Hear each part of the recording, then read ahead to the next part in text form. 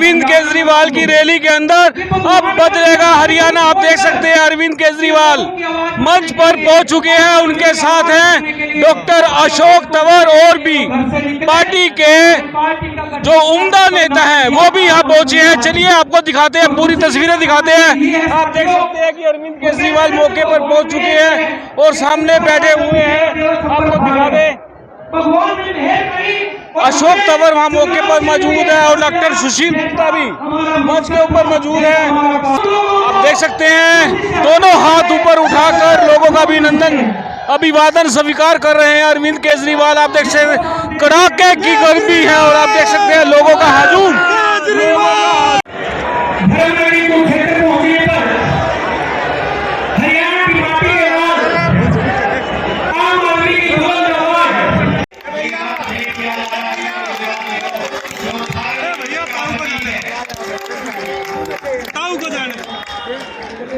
भारत का प्रधानमंत्री कैसा हो?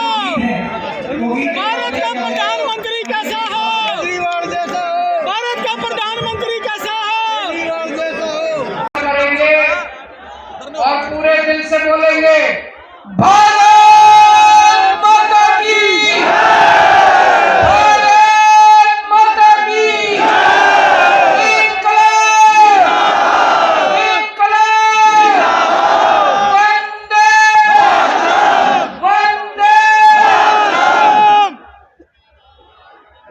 हरियाणा के कोने कोने से आए हुए हजारों की संख्या में आज यहाँ मौजूद सभी भाइयों बहनों माताओं बुजुर्गों बच्चों, आप सब लोगों को मेरा नमस्कार, सबको मेरा प्रणाम। मैं आपका शुक्रिया अदा नहीं कर सकता दिल से, इतना मैं भाव विभोर हूँ। इतने घंटों से आप लोग इतनी तपती धूप में पसीना पसीना होके मेरा इंतजार कर रहे हो। आप सब लोगों को नमन।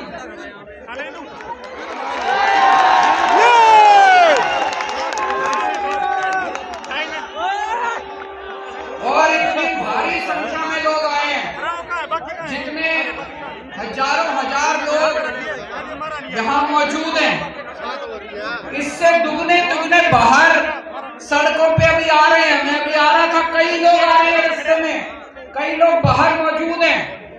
उन सब लोगों को मेरा प्रणाम, सबको मेरा नमन। मेरे को सबसे अच्छा तब लगता है जब लोग मेरे को हरियाणा का लाल बोलते हैं।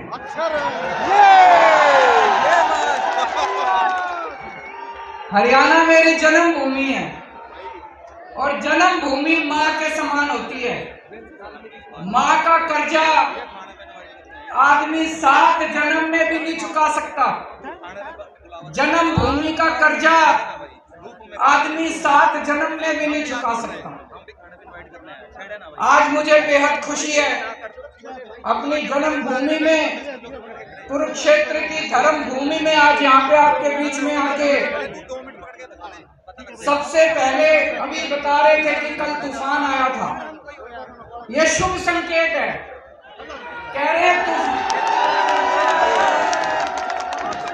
बता रहे तूफान पंजाब से आया था,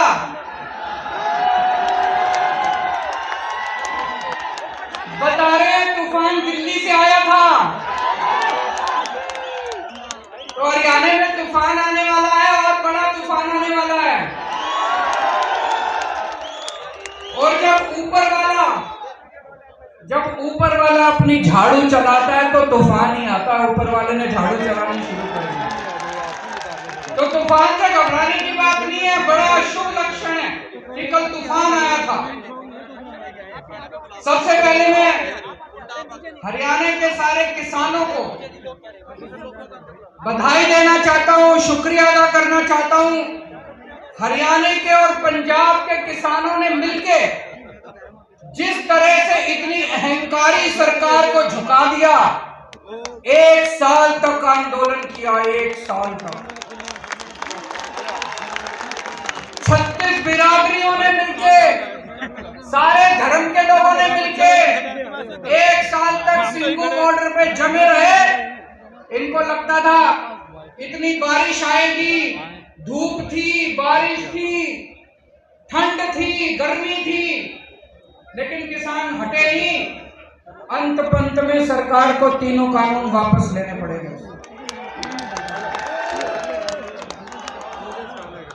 कहते हैं ना, अहंकार तो रावण का भी नहीं बन सकता। इनको घमंड हो गया था कि इनके सामने किसी की नहीं चलेगी। तो दोस्तों, त्रेता युग में रामचंद्र जी ने रावण का घमंड तोड़ा था। द्वापर युग में कृष्ण जी ने कंस का घमंड तोड़ा था, और कल युग में किसानों ने भाजपाइयों का घमंड तोड़ा था।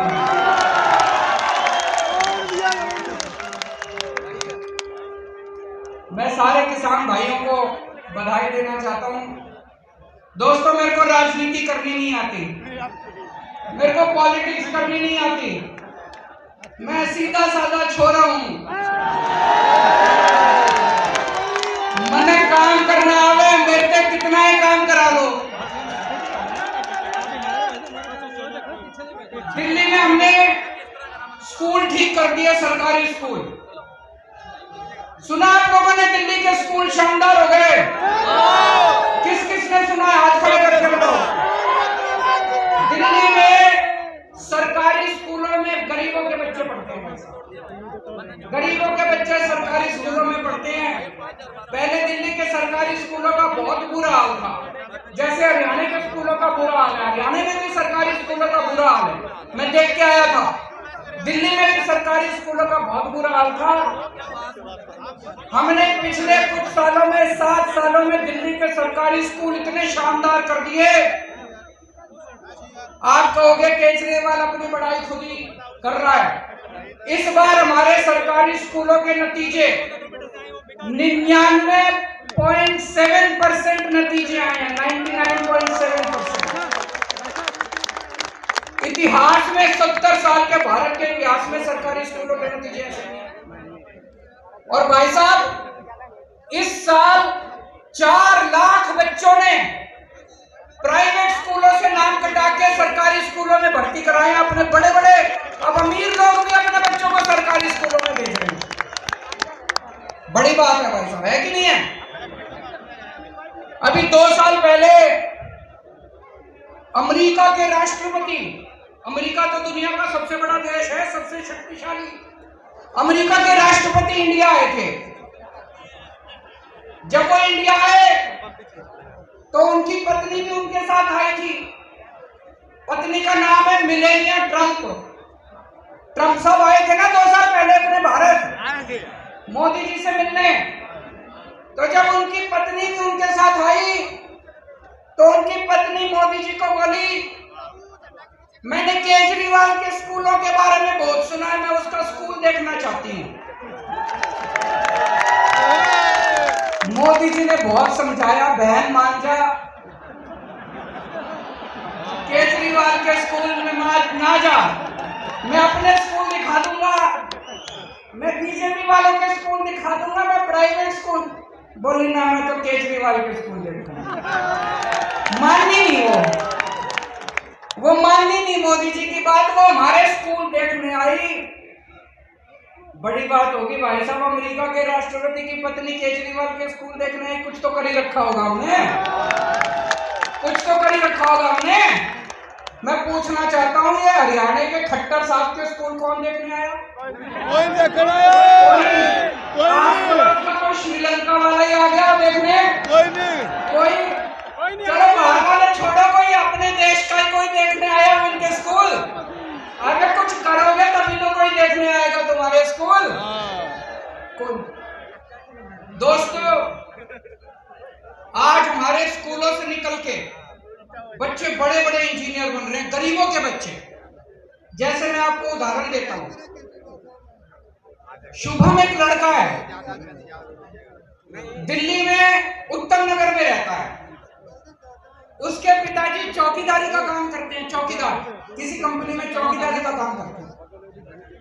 6,000 रुपए महीना है उनके पिताजी की।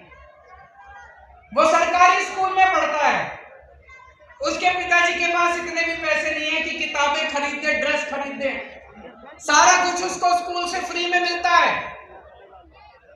दिल्ली के स्कूल इतने शानदार हो गए, इस बार शुभम ने आईआईटी की परीक्षा दी। आईआईटी मतलब देश का सबसे बड़ा इंजीनियरिंग कॉलेज, मैं भी आईआईटी से पढ़ा हूं।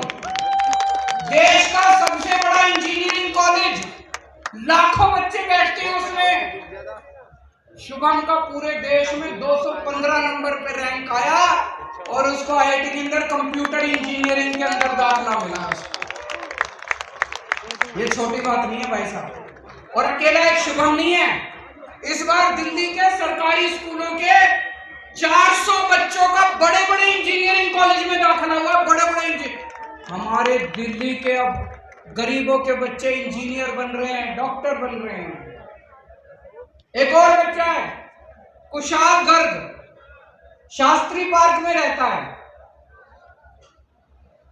उसके पिताजी कार्डबोर्ड की कंपनी में मजदूरी करते हैं, 11,000 रुपए महीना तनख्वाह कमाते हैं।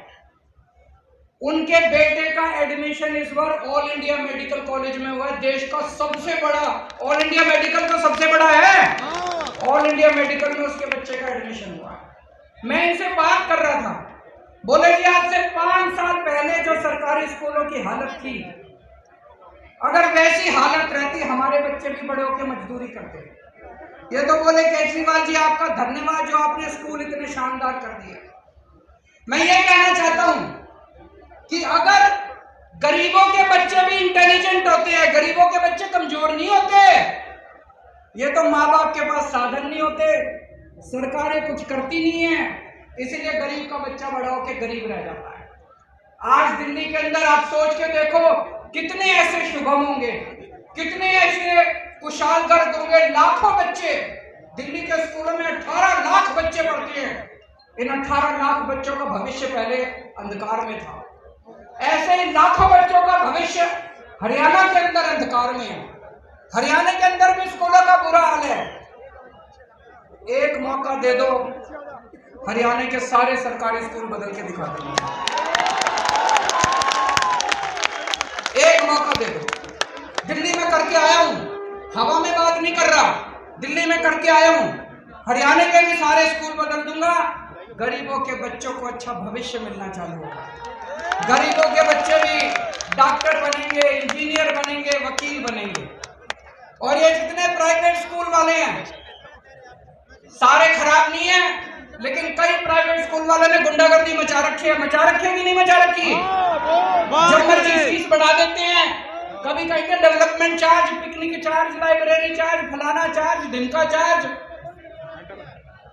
दिल्ली में 7 साल से हमने इनको प्राइवेट वालों को फीस नहीं बढ़ाने दी, उल्टे इनका सबको ऑडिट कराया, कई लोगों को पैसे वापस कराए हैं प्राइवेट स्कूल वालों से, कभी नहीं हुआ होगा ऐसा।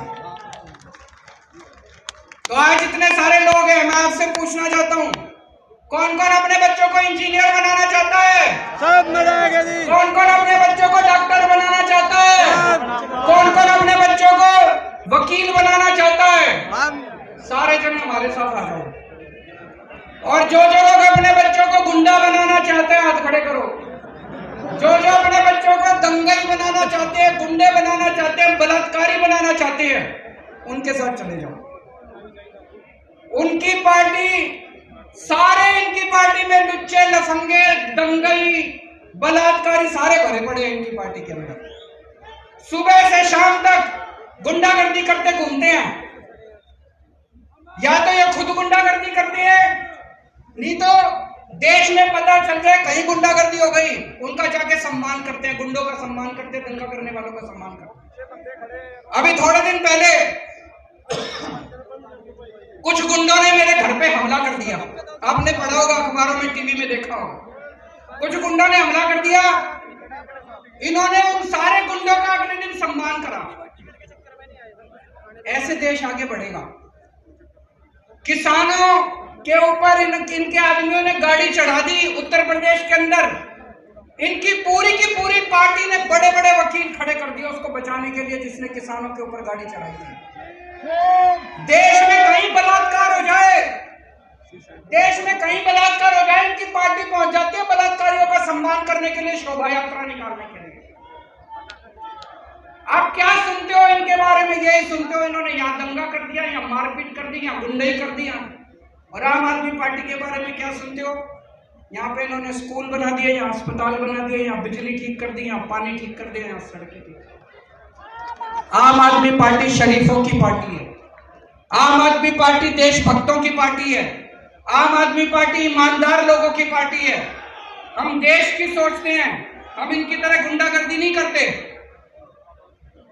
अमेरिका में कोई गुंडागर्दी कर दे तो वो जेल जाता है, इंडिया में कोई गुंडागर्दी कर दे तो इनकी पार्टी में जाता है। यूरोप में कोई बलात्कार करे तो वो जेल जाता है, इंडिया में कोई बलात्कार करे तो इनकी पार्टी में जाता है। कैसा भारत चाहते हो आप लोग? गुंडों का भारत चाहते हो, दंगइयों का भारत चाहते हो, कि विकास और तरक्की वाला भारत चाहते हो?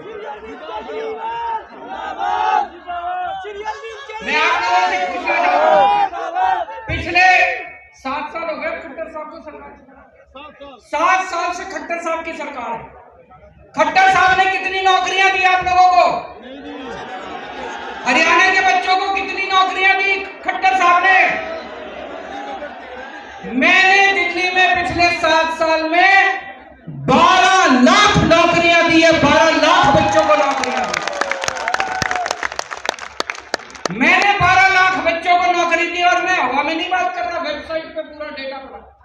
हमारी वेबसाइट पे चले जाना, वेबसाइट पे सारा डेटा है। मैंने 12 लाख बच्चों को नौकरियां दी है, और अगले 5 साल में 20 लाख बच्चों को नौकरी देने का पूरा प्लान बनाया है। मैं नौकरी दे सकता हूं, ये नहीं दे सकते। ये कभी नौकरी नहीं देंगे आपको, ये कभी आपके बच्चों को नौकरी नहीं देंगे। क्यों? क्योंकि इनको अपनी पार्टी के लिए बेरोजगार गुंडों की जरूरत है। आपके बच्चों को दंगा कराना सिखाएंगे, गुंडई करना सिखाएंगे, अपने बच्चों को विदेश भेजते हैं पढ़ने के लिए। अभी मेरे को एक भाई बता रहा था, हरियाणा में सारे पेपर लीक हो जाते हैं, जितने भर्तियों के पेपर होते हैं सारे लीक। ऐसा है क्या जी? ये मेरे को एक लिस्ट दी है एक भाई ने। ये 2020 में HSC जूनियर ड्राफ्टमैन का पेपर लीक हो गया। 2020 में हरियाणा पुलिस भर्ती का पेपर लीक हो गया। 2021 में पेपर पुलिस भर्ती का फेर पेपर लीक हो गया। 2021 में कुरुक्षेत्र स्वास्थ्य विभाग का पेपर लीक हो गया। 2022 में HSSC पद की भर्ती का पेपर लीक हो गया। 2022 में ग्राम सचिव और पटवारी की भर्ती का पेपर लीक हो गया। 2022 में TGT भर्ती का पेपर लीक हो गया। 2022 में डेंटल सर्जन की भर्ती का पेपर। खट्टर साहब, आपसे एक पेपर नहीं कराए जाते, सरकार क्या चलाओगे? एक पेपर नहीं करवा सकता जो आदमी, एक पेपर नहीं करा सकता, वो सरकार क्या चलाएगा? गलत तो नहीं कह रहा भाई साहब? मैं अभी गुजरात गया था, वहां भी पता चला सारे पेपर लीक हो रहे हैं, वहां भी बीजेपी की सरकार है। मैं हिमाचल प्रदेश गया था, वहां भी सारे पेपर लीक हो रहे हैं। एक Guinness book of world record है, सुना है आपने? दुनिया के सारे बड़े बड़े रिकॉर्ड उसमें होते हैं। हाँ। अभी उनकी कल मीटिंग हुई है शाम को गिनीज बुक वालों की, उसमें भारतीय जनता पार्टी का नाम लिखा जा रहा है, सबसे ज्यादा पेपर लीक करवाने वाली पार्टी भारतीय जनता पार्टी। इनकी सरकारों से पेपर नहीं होते, इनसे स्कूल नहीं बनते, इनसे बिजली ठीक नहीं होती, इनसे अस्पताल नहीं बनते। क्यों बोझ उठा के घूम रहे हो? उनको उखाड़ के फेंको, भी ईमानदार पार्टी आ गई। कई बच्चे आर्मी में भर्ती होना चाहते हैं, देश की सेवा करना चाहते हैं। 2020 के बाद से आज तक आर्मी की भर्ती नहीं खुली, आर्मी की भर्ती के पेपर नहीं करवाए इन्होंने। आज इस मंच के जरिए मैं केंद्र सरकार से और प्रधानमंत्री जी से अपील करना चाहता हूं, 1 लाख से ज्यादा आर्मी के अंदर खाली स्थान हो चुके, इनकी जल्दी से भर्तियां खोली जाए। बच्चे ओवरेज हो रहे हैं। मैंने सुना अभी भिवानी के अंदर एक यंग लड़का पवन जो आर्मी में जाना चाहता था, भर्ती होना चाहता था फौज में, उसने खुदकुशी कर दी। हमारे नौजवान खुदकुशी कर रहे हैं, तो ये आर्मी की भर्तियां क्यों नहीं खोल रहे? मैं प्रधानमंत्री जी को कल चिट्ठी भी लिखूंगा, उनसे निवेदन करूंगा कि आर्मी की भर्तियां तुरंत खोली जाए ताकि हमारे बच्चे फौज के अंदर भर्ती हो सके। दिल्ली में हमने पहले सरकारी अस्पतालों का भी दिल्ली में बहुत बुरा हाल था, हमने सारे सरकारी अस्पताल शानदार कर दिए, खूब सारे मोहल्ला क्लिनिक कर दिए, और दिल्ली में 2 करोड़ लोग हैं, हमने सबका इलाज मुफ्त कर दिया, चाहे कितनी बड़ी बीमारी क्यों ना हो, चाहे लाखों रुपए क्यों ना लगते हो। मैं आपको एक उदाहरण देता हूं। एक मोनिका बहन है, लक्ष्मी नगर में रहती है, वो और उसके पति दोनों को कैंसर हो गया।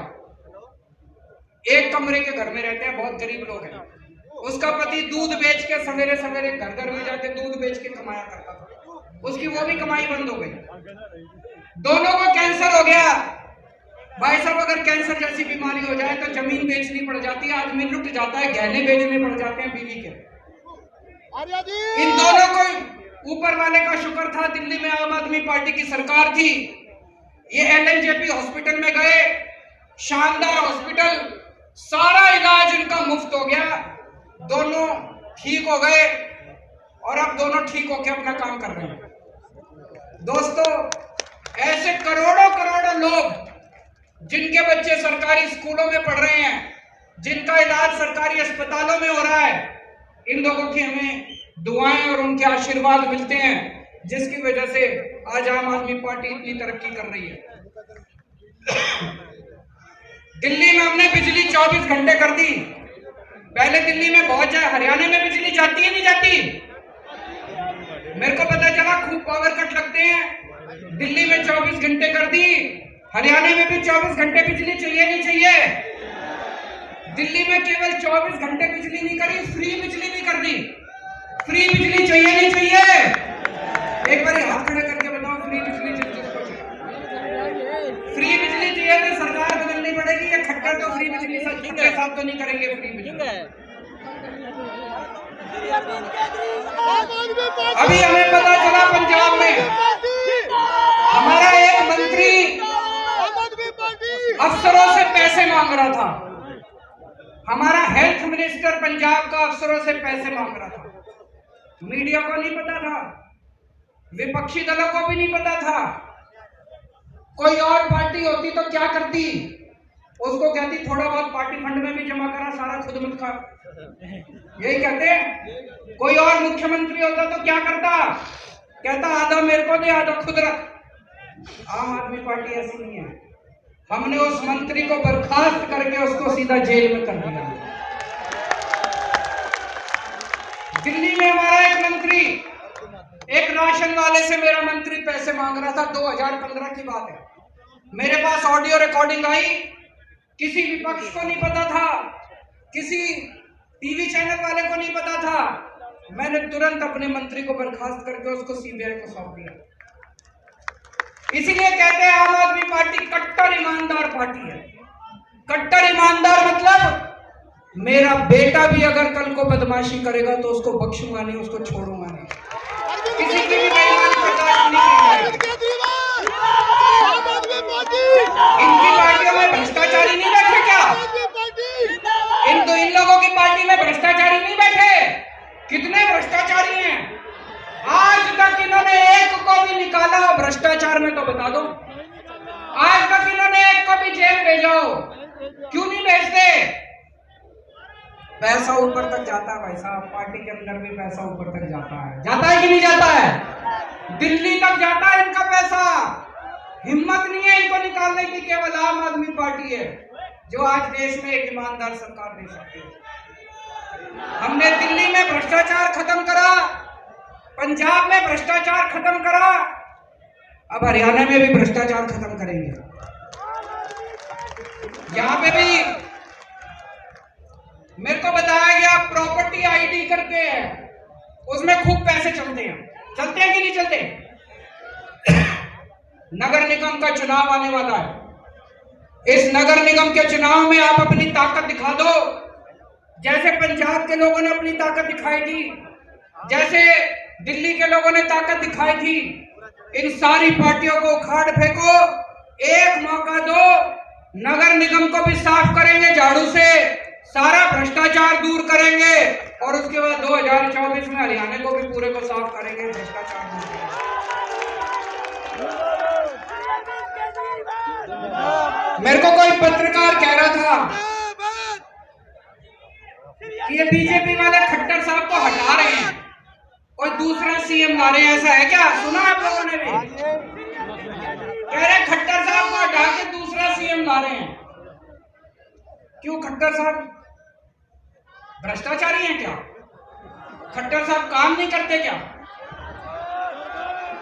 मैं बीजेपी को चैलेंज करना चाहता हूं, हिम्मत है तो 2024 का चुनाव खट्टर साहब के साथ लड़के दिखाओ तुम।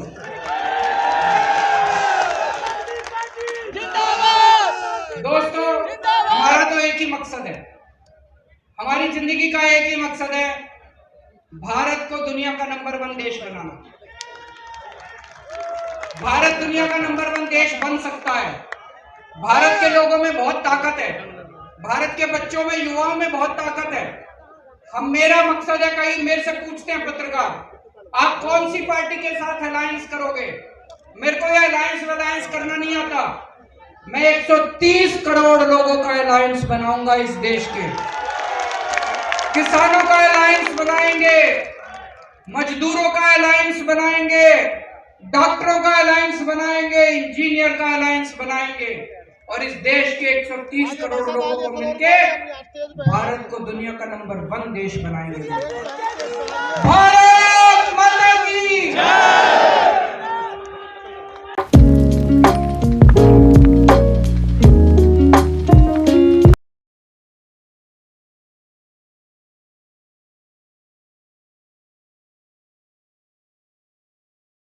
This is important for you and your loved ones. Choose a policy today from Star Health Insurance.